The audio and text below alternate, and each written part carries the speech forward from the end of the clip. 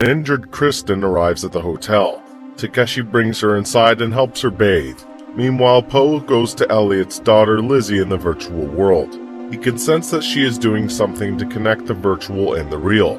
In the room, Kristen tells Takeshi about his sister's clones that attacked her earlier. As they talk, she bluntly asks him if he loves her. The question takes Takeshi aback, and he realizes something is wrong. Upon giving it a thought, it is clear to him that the woman is Rylene and not Kristen. Rylene doesn't try to hide it and makes fun of him for finding out later than she expected. Takeshi begs her to reveal where Kristen is, but she is smarter than that. Using Kristen as a pawn, Rylene wants to bring her brother on her side again. Meanwhile, the Ghost Walker is in front of Kristen's family home. He has been sent there to kill her entire family just to teach Kristen a lesson for killing the clones earlier. He pretends to be a worker from the church and makes Kristen's uncle his first kill. Takeshi finds out what Rylene is planning and runs to Kristen's home. However, he walks into a bloodied house and realizes he is too late. This is the last straw, as he can no longer wait for his sister to return to her former self. Later that night, he meets Rylene at a restaurant and shows her Mary Lou's stack. He has found out that Mary Lou was killed and her stack was stolen by Rylene. She registers all her employees as Neo-Cs, which will not allow the government to use their stack to find out about the murder. With fake Neo-Cs, she can hide the deaths of her employees as she did with Mary Lou. Rylene is impressed that Takeshi was able to discover the ins and outs of her business, but she is unsatisfied that he now knows her hands are covered in the blood of innocent prostitutes. She gives Takeshi the last chance to join her, threatening to kill Kristen. But to her surprise, he still refuses and walks away. Outside, he boards a flying car with Miriam and drives to her fantasy land. Rylene lets him go because she is sure she can get him to turn around and join her. Then, we see that the real Takeshi is still at the AI hotel with his friends. To explain how the duplicate Takeshi came into existence, we are taken 18 hours earlier. After finding the dead bodies of Kristen's family, Takeshi goes to Elliot and his wife. They meet at the AI hotel, where they are joined by Kristen's colleague Mickey. Takeshi wants to do everything on his own because being involved might get his friends killed. However, Elliot and the others are adamant about helping. Following that, they make an elaborate plan. First, Takeshi is going to make a doppelganger of himself through the process of mind cloning. This way they can ensure that Rylene won't know what the real Takeshi is up to.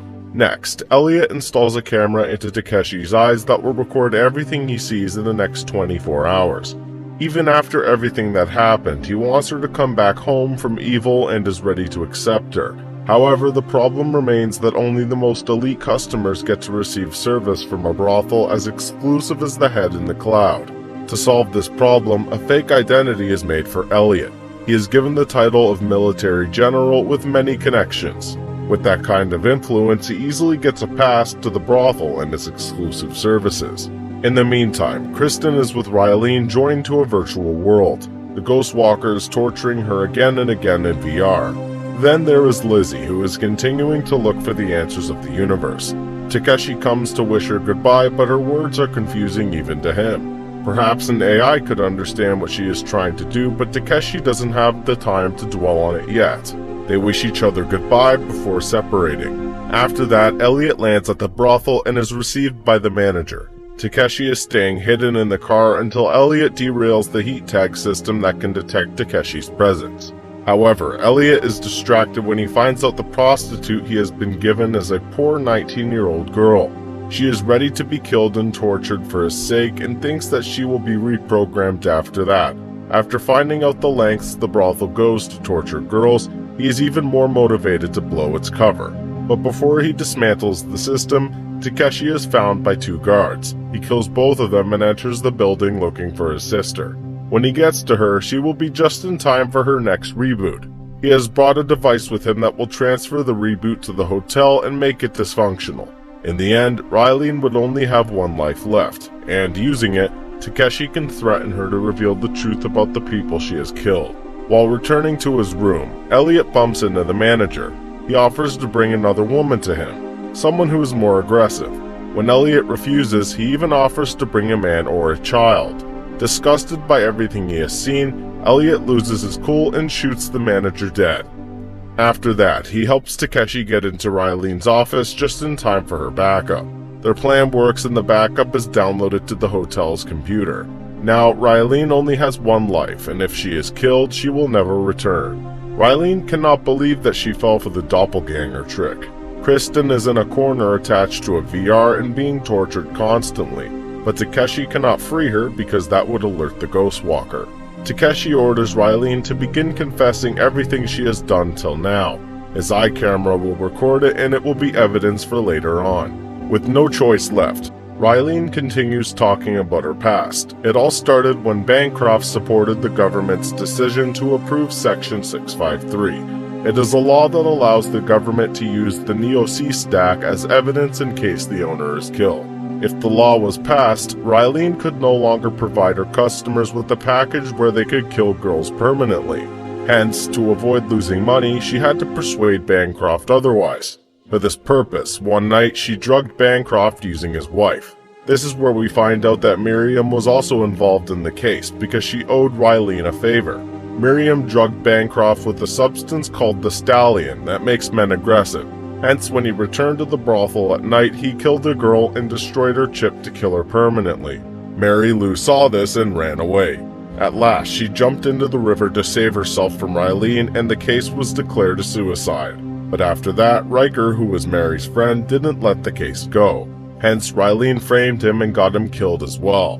Back to Bancroft. He was blackmailed regarding the death he caused, so he vouched for the law to be removed. In the end, the brothel continued making money as usual. Bancroft is a bad man, but one thing he is not is a murderer. When the high of the stallion wore off, he drowned in regret. Hence, he deleted the last 48 hours from his log and shot himself. After coming to life, he didn't want to believe that he was a coward and wanted to know the whole truth. This is when Rylene played the MasterCard and got her brother out.